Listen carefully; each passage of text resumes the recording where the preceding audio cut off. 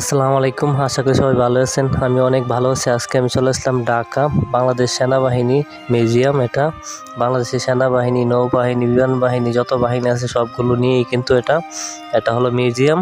এটা কিন্তু অনেক সুন্দর। আর এইটার বিস্তারিত যদি আপনারা দেখতে চান তাহলে আমার আইডির ভিতরে যান, অবশ্যই একটা ভিডিও আছে, যদি দেখেন তাহলে এখানে কিভাবে আসবেন সবগুলো তথ্যই কিন্তু পাবেন। আমি বলবো যদি ভিডিওটা দেখেন তাহলে আর কোনো কথা থাকবে না। আর এখানে হলো এটা কিন্তু ঢাকায় অবস্থিত।